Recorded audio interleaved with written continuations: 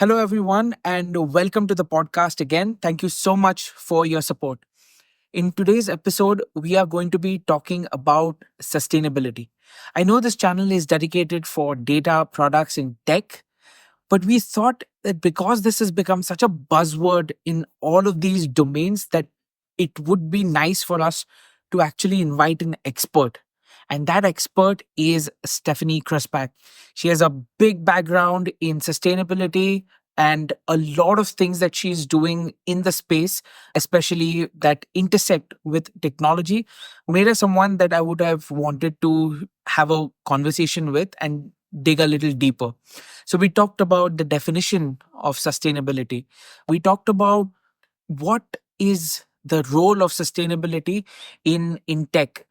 And most importantly, I think the one topic which you will like as well is just about the governance and who is really responsible for making products sustainable or processes sustainable. There are various different angles to this podcast. I hope that you gain some value out of this, and especially look out for the segment which talks about the responsibility matrix for sustainability. So here's the podcast with Stephanie on sustainability. Thank you. How are you feeling today? Good. How are you? Pretty good. I'm excited that we are going to be doing this. And again, thank you so much for coming on the podcast and being open to share your knowledge. And one of the things, Stephanie, that I was like really amazed and always wanted to kind of learn more about is this topic of sustainability. I know we know the word, what like sustainability mean, like sustainable diets, sustainable Yeah. cars, or sustainable fuels. But what does sustainability mean? Yeah. So it's a broad term, a buzzword. So sustainability, in my opinion, and it can have different meanings, right? Different explanations, means that you're looking at different perspectives. So from the environmental side, you're saving resources, you're saving time, money, you're helping the planet. And you're also helping people too. The social side is often forgotten. Yeah. But what are you doing to benefit people? Because I feel like our environment and us as individuals is intimately connected. Yeah. So your wellness and the wellness of your environment are all connected. So we want to try to benefit both. Okay. So do you see that as a intersection of environment and how humans interact with the environment? Oh, most definitely. Okay. Yeah. And when it comes to sustainability in from a technology perspective, how do you look at sustainability in tech? I feel like you can't have one without the other. Okay. Because, right, technology helps us track and do things so we know what we're working, what numbers we have. So let's say you want to start operating more sustainably as a business, as a tech company. Okay. There's so many tools. So maybe you create software, you provide this value, but then also you could use another program to start tracking what you're emitting, what energy you're using as a company, as a business. What does your data center look like? So it's very connected. There's so many opportunities and programs out there within technology that you use to be able to operate sustainably, to know what you're doing, what you're working with, what you're consuming, what you're emitting. Yeah, so it's all very connected. Awesome. You know, one of the things that we always look for with anything is just why we kind of do things. So in a way, what's the big problem and why sustainability is important? Yeah, it's important because, as a society, we need to start looking at what we're building and what the impacts are of what we're building. So as a company, as a business owner, looking at what are the ripple effect impacts of what I'm putting out into the world. Okay. So for example, if you're, a product company, what does the end of life of your product look like? So looking at the circular life cycle of your item.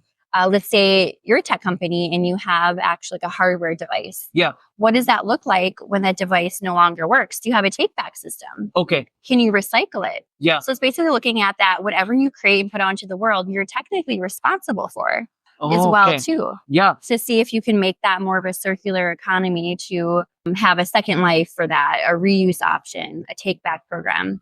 So like, for example, electric bikes, they have a take back system for their batteries, their lithium batteries. So all collectively within the states, they take them back, right? Okay. So they have this closed loop system. So in the perspective of technology, looking at not only, you provide this service, right? A primarily service-based company that you think, oh, we don't really have much of a footprint. Right. But you still do. So even if you don't have a physical office, let's say everybody works remote. Really? You're still consuming energy at home. That's true. Yeah. You can track that. So you have a home office. Yeah. Just as you do your taxes, there's a percentage you write off for your home office space. Right. You can track the energy you're using from your computer. Okay. The electricity. Right to the work. Exactly. Okay. Yeah. What does your travel look like for work? Your emissions from flying to a client meeting, driving to a client meeting. And then, when you have a larger company, what does your data center look like? What is that footprint? So you maybe have space in a collective data center. You have your own data center. Yeah. That building has a footprint. Energy emissions to run. If you have an office space, what does your employee waste look like? The office waste, right? Yeah. Or your lunchroom, your break room, things like that. Paper, materials, office supplies. So it's all connected that even if you do have a small footprint, you still have one. Yeah. And that you do have opportunity to start tracking that using technology platforms to help you track that data to be able to offset and reduce that impact over time with proper sustainability goals and metrics. This is fascinating. So you're saying that, just to take a step back from what you said, when you create a product, your responsibility doesn't end when you just sell it. Because I have so many friends who sell on Amazon or these small physical products. But it's important, you're saying, that the responsibility of the manufacturer doesn't end by just selling it. Or like, how's the responsibility matrix like in that? Yeah, I think it's a good mindset or something to start thinking about, that whatever you create, you have to think at the end of life. Yeah. That as a creator, as a business owner, that's your responsibility to think of, okay, so can this item be composted? Okay. Is it made of, plant-based plastics? Like, let's say it's a phone or a product, a tech product that, what happens to it at the end? Does it create a lot of trash, or can some components be reused? Maybe there's a lot of e-recycling centers. Okay. Looking at it as a business, do you have maybe bins in select retailers that you work with? Right. That you could actually properly recycle that e-waste. So there's different ways to think about that if you're providing that end-of-life solution. Okay. As a business owner, as a creator.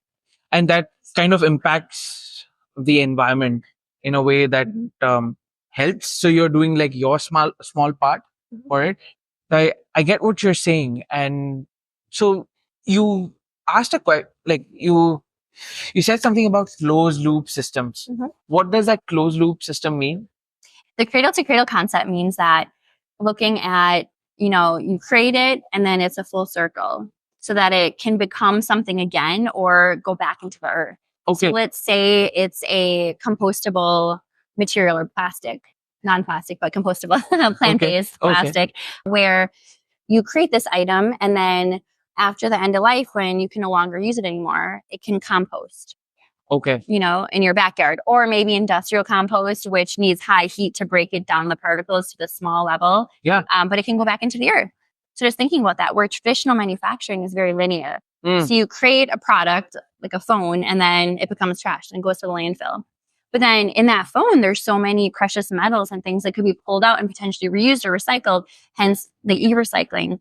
So just thinking of what does that whole process look like of the product, that the circular cradle-to-cradle concept, that it's a full circle, that nothing is wasted. Wow.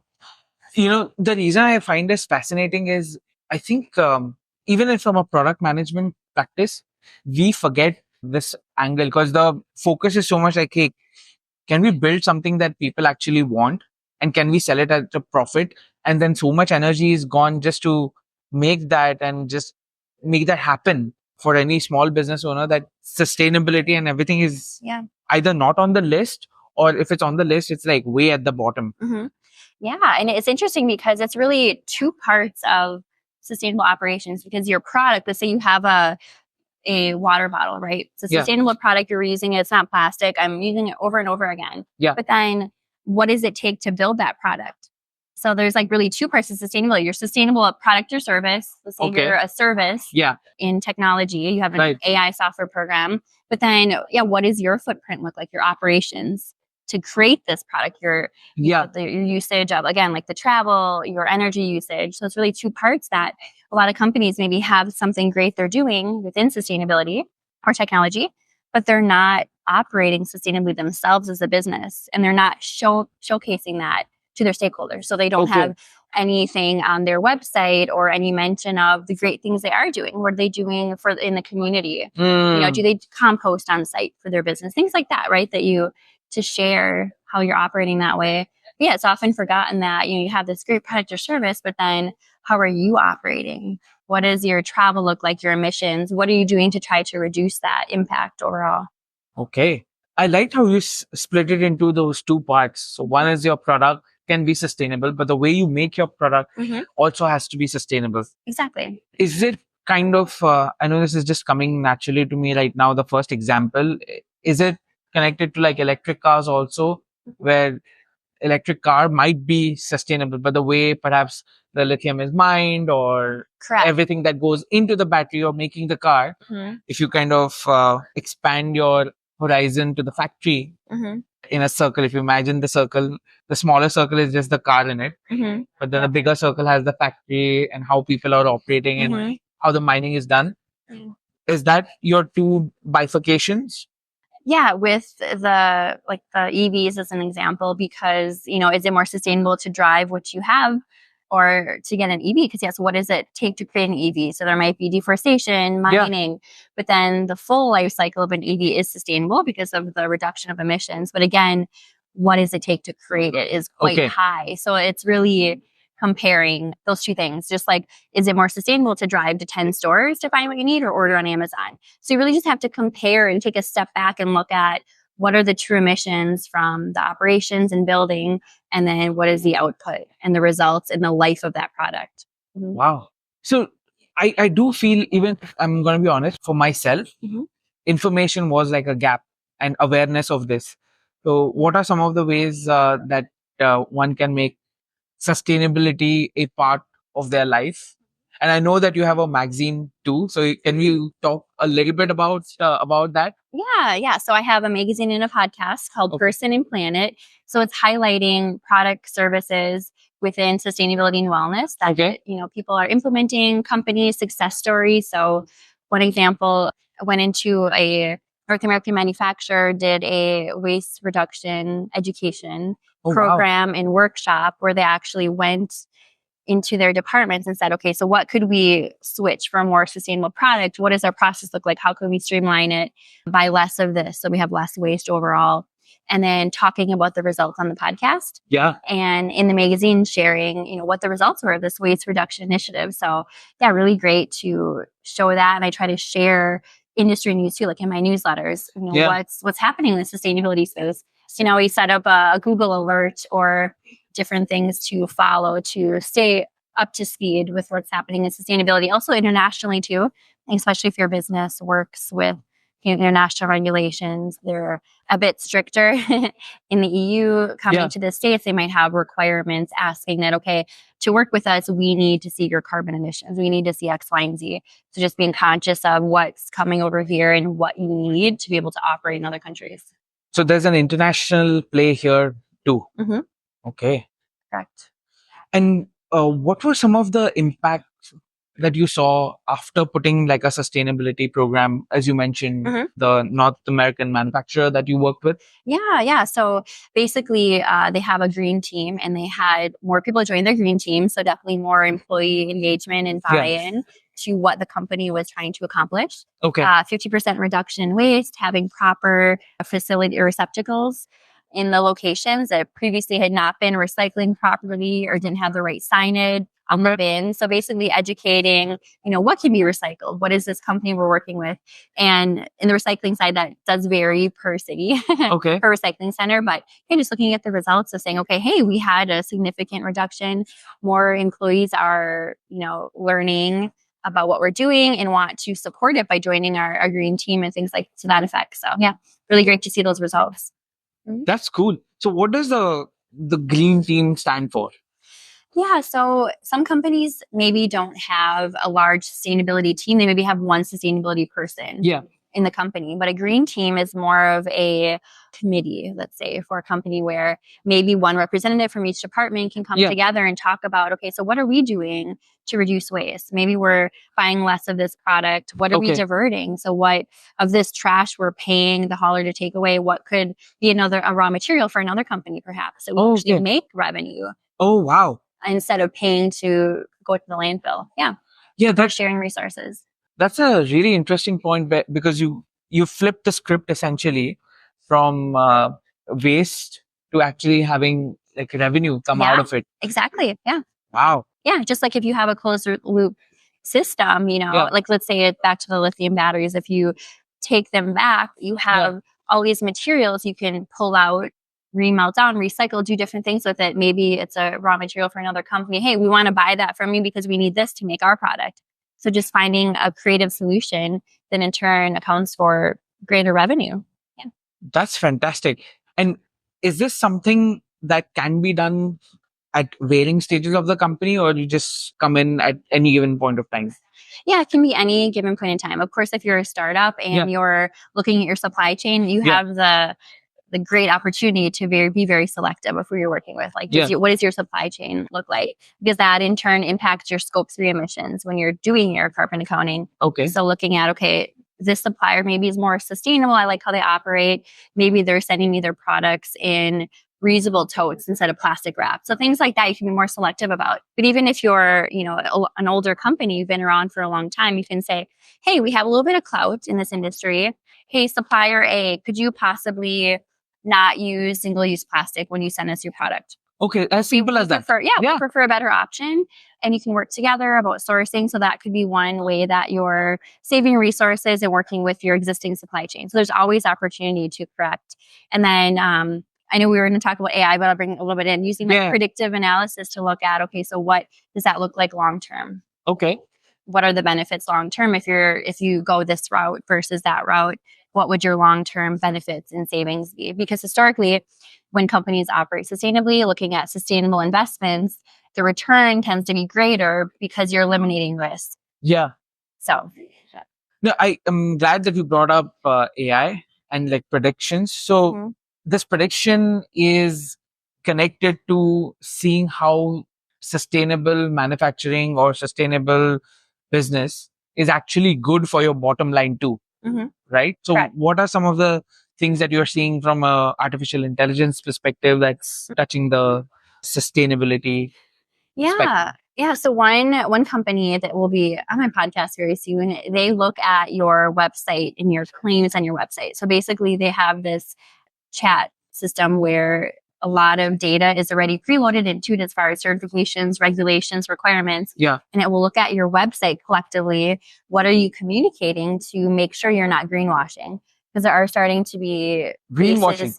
Greenwashing, yeah. What is greenwashing? Greenwashing. So it's making sustainability claims that are not actually true. So you're claiming to do X, Y, and Z and doing things very well. You're helping basically fraud. Technically. Or making things seem more elaborate than they truly are. So this company uses AI technology to look at your website, pulling this data from what the current regulations are to help you avoid a potential case. So for example, there's companies right now in cases where they claim to be recycled material, made of recycled material, and do this, but actually the recycled content is so insignificant that it doesn't. So things like that you make this claim, it's on your label, you have to be very careful about what you're saying. So this an example of a company that can help you avoid situations like that. Okay, so it's false advertising in a way. Correct. Like how you get some of those vitamin pills that don't have, they any say strong natural, but unless it has like organic or a third-party certification, you can technically say whatever you want, but what is the actual validity of it? That's awesome. This is a fascinating topic. And how do you get into all of this? Yeah, so there's a couple key life events. There's two.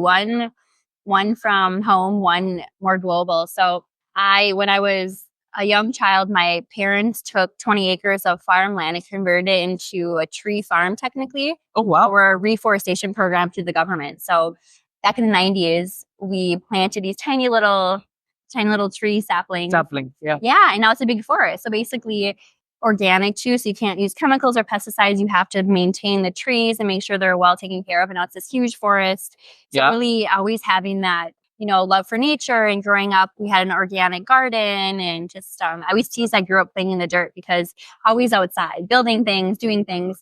So just really having that love and respect for nature and in a way that didn't harm the environment, right? So we're trying to bring more trees back to this area that was completely flat out farmland, right? So there's this little forest amidst other farm fields. And then secondly, really looking at how I shifted into wanting to have a business to operate this way. I was doing some solo traveling in Europe, and I was in Romania. Okay. Very remote little mountain village. Took the train there, and I took a cable car up to a mountaintop and then to do some more hiking. And I'm there and I'm like, oh, it's a beautiful day. It's sunny. I'm looking at the clouds. I look down at the ground and I see all these tiny little brightly colored pieces of plastic. And I was like, how did this get up here? This is like a very remote place to get to. So travelers, hikers must have come and left items and they break down over time, the microplastics. So I was like, wow, this is terrible, right? We're in such a beautiful location. It's relatively remote and we have these microplastics. So what can we do about it? So that was a defining moment where I just froze and I was like, okay, this is a problem. So that was another defining moment for me to really want to shift this way. And that was back in 2017. So wow. So you already had a inclination or liking towards nature, but seeing those plastic microparticles reach a serene place and remote place, that was kind of like your seeing the plastic bags in the whale moment in a way. Yeah, it made me angry. Yeah, or like in Thailand, seeing plastic bags floating on the middle of the ocean and you don't see land anywhere. And you're like, wait, how did this get here? So it's just a little bit disheartening. Yeah. Wow. And how did you then land up in Milwaukee? Yeah, so after this crazy world adventure, when I was in Romania and in Asia, all over, I'm from Wisconsin originally, and I thought, Milwaukee's a good place. I have friends here and some family, and they said, it's a great city. You should give it a try. So I was like, okay, because I'd previously lived in Denver, Colorado, and I missed the water. Okay. Right. So a big kayaker. Yeah. So I moved to Milwaukee in 2018. So, and I'm back for my second time. I was in Europe for a bit and I'm back again. So I think it's a great place to start a business. Very collaborative environment. And there's a lot of good things happening in the city. Why do you think that it's a good place? Yeah. I mean, having lived in, different cities in Europe and in the States, there's something about the energy of the city that I really like. There's always something new, exciting. There's a lot of people that are very ambitious and want to try to make this city, Wisconsin, a better place, the world a better place. So it's good to have a lot of like-minded individuals in a relatively small city. Yeah. Comparative to other areas. Yeah. So it just has a really good energy and again, very collaborative. The Midwest, nice we talked about before. Yeah. But there truly is something special about the city where people really want to work together and support each other, which you don't see everywhere. No, absolutely. I can attest to that 100%. I'm really happy that you came here today and kind of really educated us because I'm honest, I didn't know as much as about sustainability as I've learned from you. And talking with you and learning more. So is there anything, how can people learn more about sustainability? Yeah, I mean, love if you follow my magazine or join my newsletter. I'm always sharing bi-weekly or less different initiatives like industry news too, what's happening, what's going on. But I would say just start to be aware of your surroundings and just being more mindful of what you're purchasing, who you're working with, companies you're promoting, that we can all try to operate a little bit better to help the environment and the people around us. So, yeah. Perfect. Thank you so much. You've been amazing. And I hope we get a chance to talk again on some other topics related to sustainability as well and how it can connect to daily life and many other things. So thank you so much. Yeah, thank you so much for having me. It's always a pleasure having you. Thank you. Thank you.